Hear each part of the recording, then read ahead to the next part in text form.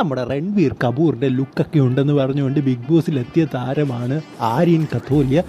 അങ്ങനത്തെ ലുക്കൊക്കെ അദ്ദേഹത്തിനുണ്ട്.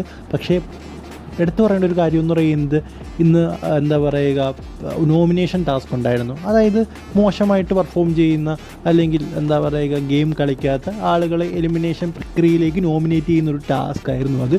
സോ അതിൽ നമ്മുടെ ആര്യനെ വിളിച്ചപ്പോൾ അദ്ദേഹം എന്താ പറയുക, അദ്ദേഹത്തിന് പേരുകളൊന്നും ഓർമ്മയില്ല, ആരുടെയും പേരുകൾ ഓർമ്മയില്ല.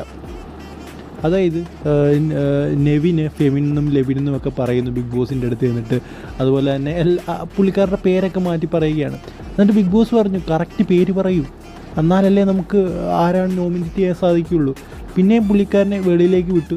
പിന്നെയും പുള്ളിക്കാരൻ അതായത് എല്ലാവരെയും നോക്കിയിട്ട് ആരാന്ന് പേര് കണ്ടുപിടിച്ചു എന്ന് പറയുമെന്ന് പറഞ്ഞു. പുള്ളിക്കാരൻ വെളിയിലേക്ക് പോയി എന്താ പറയുക പേര് നോക്കിയിട്ട് പിന്നെയും വന്ന് പേര് തെറ്റിച്ച് പറയുകയാണ് ഫെമിനെന്നും.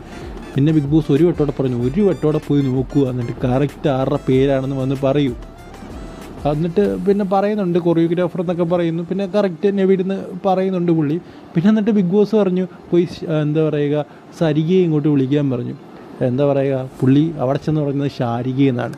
അതായത് നമ്മുടെ ഈ ഒരു ആര്യൻ്റെ എന്ന് പറയുന്നത് ശാരിക എന്നാണ്. ശാരിക കത്തോട്ട് എന്നവൻ പറഞ്ഞു എന്താ പറയുക ആര്യനോട് പോയി ചോദിക്കും ഞാൻ ആര് വരാനെന്ന് പറഞ്ഞു.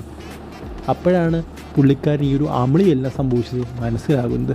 സോ എന്തായാലും എന്താ പറയുക, ചിലർ എന്താ പറയുക പലതും ഓർത്തിരിക്കില്ല. ബട്ട് ഇത് കുറച്ച് വല്ലാത്ത പോലെ ആയിപ്പോയി. എന്തായാലും 20 പേരില്ലേ അവിടെ നിന്നൊക്കെ ഓരോരുത്തരെ ഓർത്തിരിക്കുക എന്നൊക്കെ പറയുന്നത് കുറച്ച് പാടായിട്ടുള്ള കാര്യമാണ്. സോ എന്തായാലും ഒരാഴ്ച ഇന്നാലേ എല്ലാവരുടെ പേരൊക്കെ കറക്റ്റിന് പഠിച്ച് മനസ്സിലാക്കാൻ സാധിക്കും. നമ്മളിപ്പോൾ കോളേജിൽ പോയാലും സ്കൂളിൽ പോയാലും അങ്ങനെയൊക്കെ തന്നെയല്ലേ.